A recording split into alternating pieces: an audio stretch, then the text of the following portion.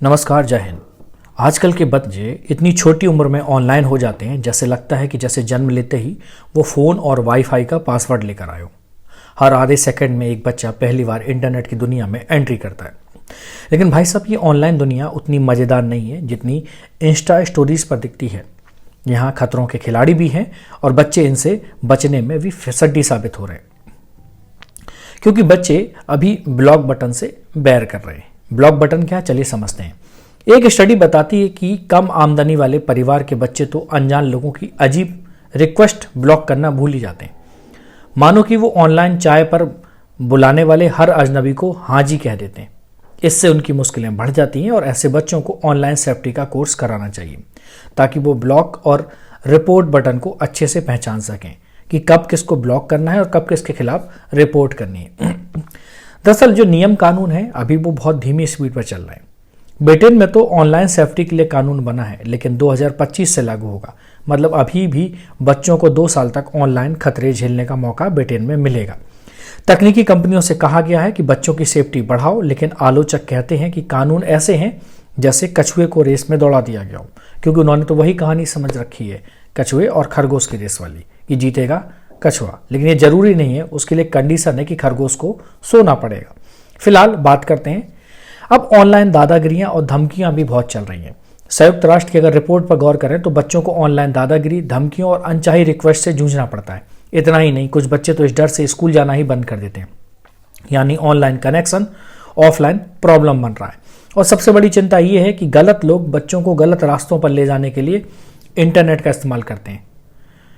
फिलहाल इसके लिए क्या करना होगा? अब माँ बाप को बहुत ध्यान देना होगा, क्योंकि अभी सरकारें इस पर ध्यान नहीं दे रही हैं। माँ बाप बच्चों की ऑनलाइन एक्टिविटी पर नज़र रखने के लिए तमाम टूल्स का इस्तेमाल कर सकते हैं, लेकिन ज़्यादातर अभिभावक चलो यार चलता है, देखते हैं क्या होता है वाले मोड में रहते हैं। पेरेंटल कंट्रोल तो जैसे उनके लिए यूएफओ है। यूएफओ समझ गए ना, अनआइडेंटिफाइड फ्लाइंग ऑब्जेक्ट की तरह है। टिकटॉक और इंस्टा के सीक्रेट वेपन, कुछ ऐप्स ने बच्चों की सेफ्टी के लिए नए तरीके निकाले। जैसे टिकटॉक का फैमिली टूल बच्चों के खातों को प्राइवेट रखने देता है। इंस्टाग्राम पर आप उनके स्क्रॉलिंग टाइम को कम कर सकते हैं। और हाँ, यूट्यूब के किड्स वर्जन से वो बड़े भैया वाला कंटेंट देखने से बच सकते हैं।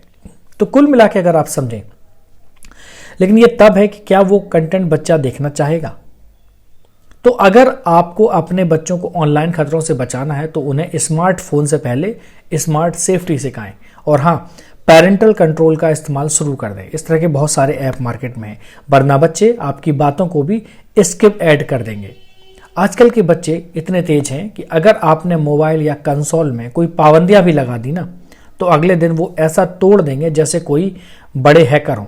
लेकिन घबराइए मत, यहाँ हम आपको बताएंगे कि कैसे आप उनके नटखट प्लान्स पर पानी फेर सकते हैं और उनके लिए क्या कर सकते हैं। देखिए, आपका चाहे फ़ोन हो चाहे टैबलेट हो, उसमें एक पापा स्पाई मोड होता है। एंड्रॉयड और एप्पल ने बच्चों की ऑनलाइन मस्ती पर नज़र रखने के लिए टूल्स दिए हैं। एप्पल का स्क्रीन टाइम, बच्चों को फ़ोन चलाने का टाइम लिमिट देने का ऑप्शन है। मतलब वो 8 घंटे फ़ोन नहीं घिस सकते। अगर एप्पल में आपने टाइम लिमिट सेट कर दी है बच्चों के लिए, तो उससे ज़्यादा वो फ़ोन ऑन ही नहीं होगा। गूगल का फैमिली लिंक भी इसमें बड़ा इंपॉर्टेंट है। बच्चों के फ़ोन में क्या चल रहा है ये आप लाइव देख सकते हैं और उनकी पसंदीदा ऐप्स को ब्लॉक कर सकते हैं। इंपॉर्टेंट चीज़ ये है कि जो एडल्ट कंटेंट है उस पर भी रोक लगा सकते हैं। मतलब बच्चे अब गलती से भी बड़ों वाला कंटेंट नहीं देख पाएंगे। बच्चों के हाथ में अगर क्रेडिट कार्ड है तो उसे गेम के जो गेम है ना, उनको खरीदने में कहीं वो आपके क्रेडिट कार्ड को उड़ा ना दें, तो वो नहीं कर पाएंगे। अगर नेटफ्लिक्स और गेमिंग कंसोल में देखें तो यहाँ पर आप कैसे पेरेंटल पावर पर फोकस कर सकते हो, क्योंकि नेटफ्लिक्स पर बच्चों को केवल कार्टून या किड्स शो तक सीमित रखना है, वरना वो थ्रिलर देखकर रात भर सो नहीं पाएंगे। गेमिंग कंसोल क्या है, बच्चे कब तक गेम खेल सकते हैं और कितना पैसा उड़ा सकते हैं, ये सब आप सेट कर सकते हैं। अब पबजी वाले रोहित पूरी रात गेम नहीं खेलेंगे। कहने का मतलब है कि बहुत सारी पाबंदियां आप लगा सकते हैं। इसी प्रकार ब्रॉडबैंड और टीवी पर भी आप इन सीक्रेट वेपन्स का यूज कर सकते हो। कई ब्रॉडबैंड कंपनियां और टीवी सब्सक्रिप्शन जो सर्विसेज हैं वो पेरेंटल कंट्रोल देती हैं। मतलब बच्चे आपका टीवी चुरा कर वो चैनल नहीं देख पाएंगे जो आपने ब्लॉक कर दिए। बच्चों से ऑनलाइन सेफ्टी पर बात कैसे करें, ये बहुत इंपॉर्टेंट चीज़ है। जैसे कोई बच्चा तो उससे आप पूछ सकते हैं, बेटा ये आप क्या देख रहे हो। बच्चों से उनकी ऑनलाइन हरकतों पर खुलकर बात करें। जैसे आप उनसे स्कूल में बिताए दिन के बारे में पूछते हैं, वैसे ही ऑनलाइन एक्टिविटी पर भी बात करें और ये कहें कि बेटा अभी आप छोटे हैं, आप ये नहीं देख सकते। इस तरह से मत कहें, है ना। अगर बच्चों को साफ साफ मना करेंगे तो वो VPN का जुगाड़ कर लेंगे, मतलब वर्चुअल प्राइवेट नेटवर्क का जुगाड़ कर लेंगे। अगले दिन उनका लॉगिन किसी दूसरे के अकाउंट से हो सकता है। तो बातचीत का एक पुल बनाएं, बच्चों को समझाएं कि ऑनलाइन दुनिया का भी एक ट्रैफिक रूल होता है। जब आप लाल बत्ती पर रुकते हैं तो वो भी ब्लॉक बटन दबाना सीखेंगे। कहने का मतलब है कि बच्चों के जो डिजिटल प्लेग्राउंड पर आपकी निगरानी उतनी ही जरूरी है जितनी स्कूल के होमवर्क पर। बस ध्यान रहे आप उनके लिए पुलिस नहीं बने, दोस्त बने, वरना वो अगली बार आपको पेरेंटल कंट्रोल में डाल देंगे। अब दुनिया भर की सरकारें अब बच्चों की ऑनलाइन सुरक्षा के लिए कमर कस चुकी हैं और हर देश अपने तरीके से बच्चों को इंटरनेट की खतरनाक गलियों से बचाने की कोशिश कर रहा है। लेकिन इन कानूनों की कहानियों में अभी मज़ेदार ट्विस्ट भी है। आइए थोड़ा इसे समझते हैं और आप समझिए कि दुनिया में चल क्या रहा है।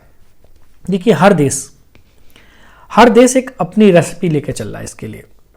जैसे ब्रिटेन इस मामले में थोड़ा सख्त माना जा रहा है। ब्रिटेन ने बड़ी टेक कंपनियों को सख्त हिदायत भी दी है कि भाई अभी सुधर जाओ, नहीं तो जुर्माने की बेलन चलाएंगे। ब्रिटेन की तकनीकी सचिव मिशेल डोनेलाल ने भी कहा है, प्लीज हमसे पहले खुद एक्टिव हो जाओ, जुर्माने का कहीं डंडा खाने का इंतजार मत करो। अमेरिका में भी अगर देखें तो पेरेंटल परमिशन डोज अब बढ़ा रहे हैं अमेरिका वाले। अमेरिका ने 1998 में ही बच्चों की प्राइवेसी पर पहरा बिठा दिया था। वहां के कुछ स्टेट ने तो नए कानून बना दिए हैं जिनके हिसाब से अगर बच्चे सोशल मीडिया पर घुसना चाहते हैं तो पहले माँ बाप का यस जरूरी है, मतलब बिना माँ बाप की परमिशन के कोई लाइक और कोई शेयर भी नहीं। ब्राजील भी अब इंटरनेट लब पर बात कर रहा है, स्लो ही सही। ब्राजील ने 2020 में डेटा प्राइवेसी पर कानून बनाया, लेकिन बच्चे अभी भी डिजिटल जंग के मैदान में अकेले हैं। वहां के सांसद अभी तक चर्चा में लगे हैं। लगता है ब्राजील का इंटरनेट स्पीड और कानून बनाने के स्पीड में कोई खास फर्क नहीं है। अगर फ्रांस की बात करें, फ्रांस कहता है कि 2022 में उन्होंने एक नया नियम निकाला कि अगर बच्चा इंटरनेट से जुड़ा हुआ कोई भी डिवाइस खरीदना चाहता है तो पहले माँ बाप की रिटर्न इजाज़त जरूरी है। मानो बिना परमिशन के आपको वो डिवाइस खरीद नहीं सकते हो। मानो ऑनलाइन की दुनिया में भी पेरेंट टीचर मीटिंग चल रही हो। भारत में भी एक बिल आया हुआ है जिसका नाम है स्मार्ट बाबा बिल। 2023 में भारत ने बच्चों के डेटा पर एक नया कानून बनाया। अब बच्चों के डेटा को माँ बाप की इजाज़त के बिना कोई छू नहीं सकता। और हाँ, बच्चों को टारगेट करके विज्ञापन करना भी अब बैन है। अब अगर कोई बच्चा खिलौने वाले रोबोट के विज्ञापन को देखकर माँ बाप की नींद हराम नहीं कर पाएगा। क्यों? क्योंकि इस तरह के विज्ञापन अब मिलने वाले नहीं हैं। तो कुल मिलाकर कहें तो दुनिया भर में हो रही है सुरक्षा की तैयारी, लेकिन हर देश ने अपने बच्चों के लिए एक अलग सुरक्षा कवच बना लिया है। लेकिन इन कानूनों की, इन लॉज की असली ताकत तब होगी जब टेक कंपनियां भी ईमानदारी से इन्हें लागू करें, वरना बच्चे VPN और हैकर्स की पाठशाला में दाखिला ले ही लेंगे। एक और ख़ास बात है जो आपको ध्यान रखना है कि जो तकनीकी कंपनियां हैं और उनकी ऑनलाइन सफाई अभियान की जो नौटंकी चल रही है उसको भी समझने की ज़रूरत है। अब जब इंटरनेट की गाड़ी हर गली मोहल्ले तक पहुंच गई है तो तकनीकी कंपनियों को बच्चों की ऑनलाइन सुरक्षा का जिम्मा भी सौंपा गया है। लेकिन इनकी हम सुधर जाएंगे वाली एक्टिंग देखकर लगता है कि ये सब बातें बस दिखावे के लिए हो रही हैं। तो चलिए इस पूरी कहानी को हम थोड़ा सा समझने की कोशिश करते हैं। देखिए, मार्क जुकरबर्ग ने अभी माफ़ी मांगी कि मैं ठीक हूं और मैं ठीक हो रहा हूं, पर तुम संभल लो। जनवरी में अमेरिकी संसद में जब मेटा के CEO मार्क जुकरबर्ग को पेश किया गया तो वो वहां जाकर बच्चों के माता पिता से माफ़ी मांगने लगे। बोले, आपके बच्चों के साथ जो हुआ है उसके लिए दिल से सॉरी। लगा जैसे ऑनलाइन दुनिया की हर मुसीबत के लिए मेटा ही जिम्मेदार है और मेटा की सॉरी से हो सकता है कि सारी जो सिचुएशन है वही खत्म हो जाए। हालांकि माफी के बाद जुकरबर्ग ने जोड़ा कि हमने इंस्टाग्राम पर कुछ सेफ्टी टूल्स लगाए, बाकी आपकी कृपा। मतलब पहले तो वो अपनी गलती मानते हैं, फिर हल्का सा पल्ला झाड़ के एक दूसरे मोड में चले जाते हैं। अगर हम बात करें स्नैपचैट और टिकटॉक को, ये तो कहते हैं कि हम हैं मासूम, हमें गलत मत समझो। स्नैपचैट के जो ऑफिसर्स हैं वो कह रहे हैं कि हम नौजवान पीढ़ी के बीच मशहूर हैं, इसलिए हम जानते हैं कि हमें एक सुरक्षित माहौल देना है। अब इस मशहूर होने का फायदा तो खूब उठाते हैं, लेकिन जब बच्चों के डेटा और ऑनलाइन सेफ्टी की बात आती है तो बस वो भी स्लो मोशन में सोचने लगते हैं। टिकटॉक के चीफ हैं सोउ च्यू। उन्होंने भी संसद में बताया कि वो बच्चों की सुरक्षा के लिए पूरी कोशिश कर रहे हैं। मतलब आपको लग रहा है कि टिकटॉक पूरी कोशिश कर रही है, पर यह वही टिकटॉक है जहां रैंडम डांस से लेकर संजीवनी बूटी वाले उपाय तक सब वायरल हो जाते हैं। अगर हम बात करें अनुचित कंटेंट को हटाने को, तो ये भी अभी उनका एक स्लो इंटरनेट स्टाइल में चल रही है। ये कंपनी अभी अनुचित कंटेंट को हटाने की प्रक्रिया में नहीं आ रही।